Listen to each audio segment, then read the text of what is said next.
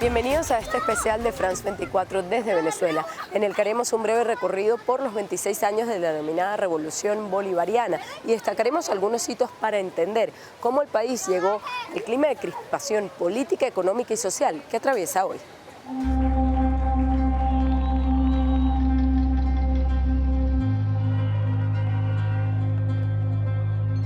Hugo Chávez Frías llegó al poder tras ganar los comicios presidenciales en diciembre de 1998, 6 años después de encabezar un fallido golpe de Estado que para unos fue un fracaso militar, pero para otros un éxito político que lo catapultó a la fama y a mostrarse como El Salvador, en medio de una Venezuela marcada por una profunda desigualdad social.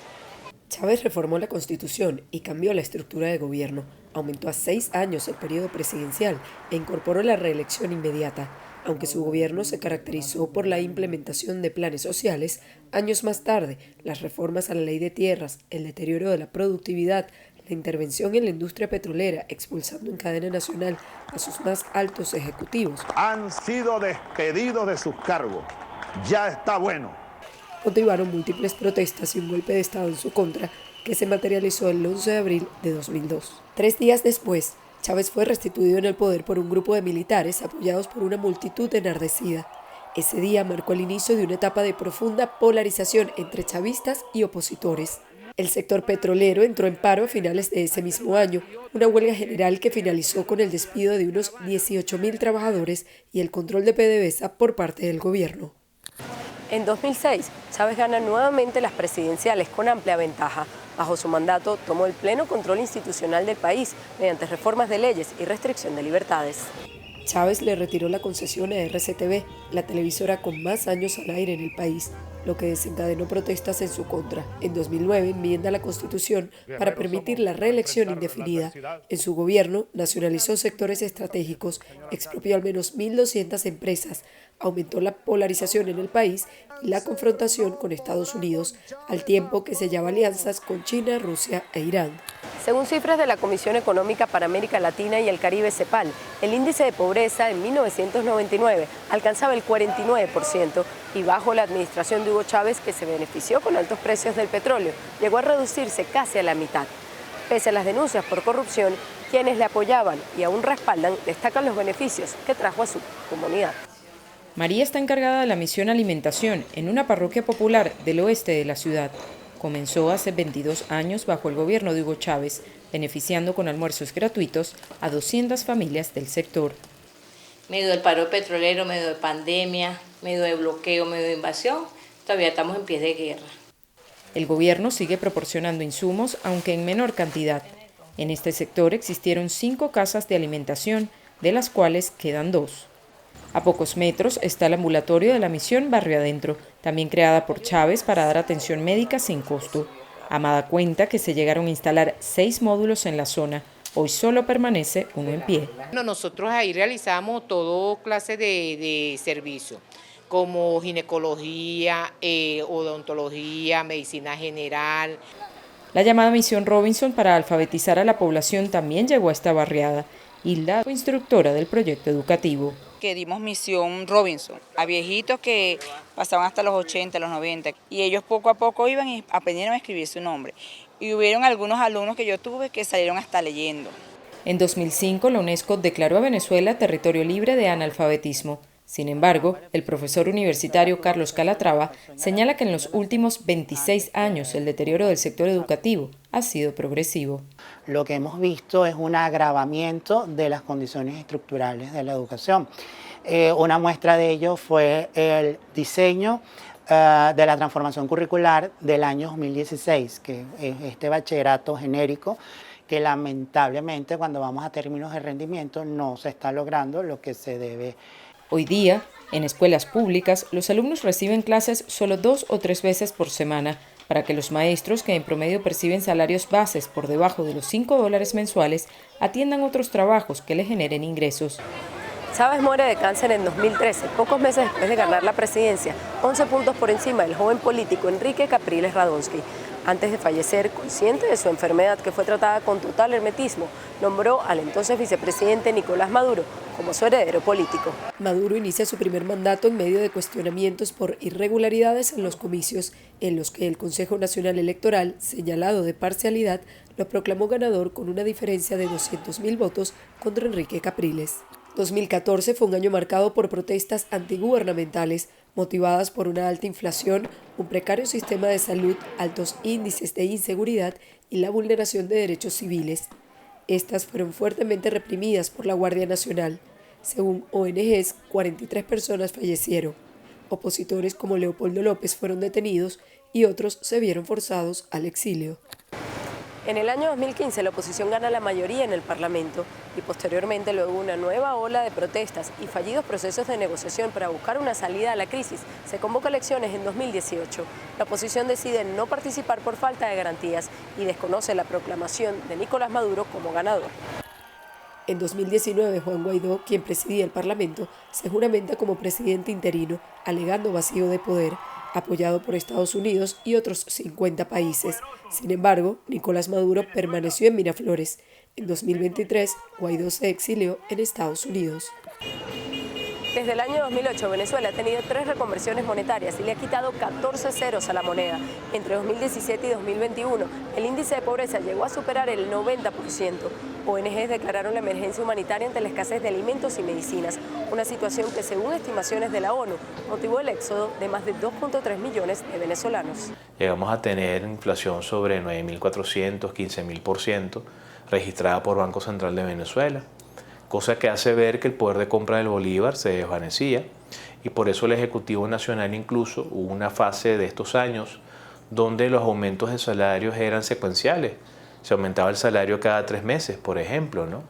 Y estos aumentos de salario, lejos de solventar el problema, fungían como una suerte de elemento de ignición, más gasolina, para un problema que no se solventa con más dinero, sino quizás con más producción y política económica coordinada, ¿no?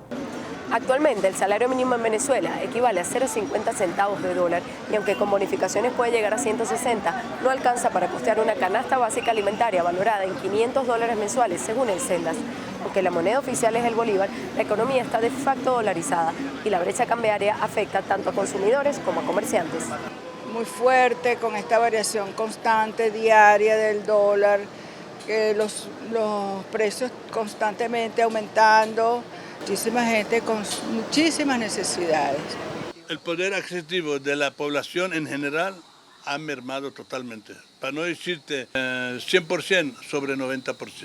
Si tú vas a comprar mercancía, los comerciantes te dicen, mira, si vas a pagarme en divisa cuesta $15, si me vas a pagar en bolívares cuesta 18 al dólar paralelo. La industria petrolera venezolana pasó de producir 3.4 millones de barriles diarios en 1999 a 1.100.000 según el último informe de la OPEP. Entre 2014 y 2021, la contracción económica fue de 70%. En julio de 2024 se realizan las elecciones presidenciales, en las que el ex embajador Edmundo González Urrutia, ante la inhabilitación política de la candidata electa en primarias, María Corina Machado, enfrenta a Maduro en las urnas. Según actas difundidas por la oposición, González obtuvo casi el 70% de los votos, pero el CNE proclamó a Maduro ganador sin publicar los resultados detallados. Hubo protestas en las barriadas y una ola de arrestos que llevó a más de 2.000 personas a prisión. Se incorpora a esta especial el profesor Benigno Alarcón, fundador del Centro de Estudios Políticos y de Gobierno de la Universidad Católica Andrés Bello y profesor de esa universidad, para comentar lo que pasó después de esa elección presidencial. Bienvenido. Gracias. Han pasado muchas cosas, evidentemente, pero quizás la más importante es que hay un proceso de legitimación de un liderazgo de oposición con nombre y apellido. Entonces, hoy podríamos decir que después de esa elección, una parte muy importante del país, según los estudios de opinión, alrededor del 80%, consideran que el presidente electo se llama Edmundo González Urrutia y que el liderazgo de la oposición reposa en los hombros de María Corina Machado. Ese es el efecto más importante después de esa elección. El opositor Edmundo González se exilió en España y María Corina Machado permaneció casi un año en la clandestinidad. A finales de agosto, la administración de Donald Trump realizó el mayor despliegue militar en el Caribe bajo el argumento de combatir el narcotráfico. Sin embargo, desde la administración de Nicolás Maduro se insiste en que pretenden forzar un cambio de gobierno. ¿En qué puede derivar esta situación?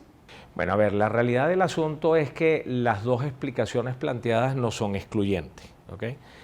Por un lado, Estados Unidos le habla a audiencias internas dentro de los Estados Unidos, dando razones que tienen que ver con la seguridad interna de los Estados Unidos y con el bienestar, por decirlo así, de la población de los Estados Unidos. Pero hacia afuera es evidente que hay un intento también por cambiar, por decirlo así, el régimen político venezolano. Y esto forma parte de este fenómeno que veníamos hablando, de que cómo la presión de lo interno, que escaló básicamente y alcanzó su punto más alto con el proceso electoral del 28 de julio del 2024, se empieza a trasladar hacia un modelo de presión externa, donde se suman varios factores: desconocimiento del gobierno después del proceso electoral, presiones haciendo acusaciones por temas que tienen que ver con actividades ilícitas, presión diplomática que tiene que ver también con lo político, un proceso de negociación que se intenta pero que no logra resultados, y al final del día lo que es predecible es que esa presión va a continuar creciendo durante el año 2026, seguramente. ¿Cree que pueda sortear Nicolás Maduro esta presión? Bueno, ahí justamente está la parte, digamos, más interesante y más complicada de todo este asunto. Si tenemos una oposición que no se rinde y un gobierno que no se rinde, pareciera que las posibilidades de negociación se agotan en la medida que el tiempo va pasando, y esto se convierte justamente por esa razón en un juego suma cero. En este momento nosotros tenemos un juego mucho más simétrico. ¿Por qué? Porque el poder que obviamente la oposición no tiene, alguien se lo está prestando desde el exterior. La presión que la oposición no puede hacer internamente, alguien la está haciendo desde el exterior. Entonces el juego se vuelve mucho más simétrico. El peligro de todo esto es que esto es un juego al final del día que es binario, donde si no hay acuerdos, como hasta ahora no ha sido posible, va a haber un ganador y va a haber un perdedor. Gracias por haber convertido con nosotros en France 24. Era Benigno Alarcón, profesor de la Universidad Católica Andrés Bello.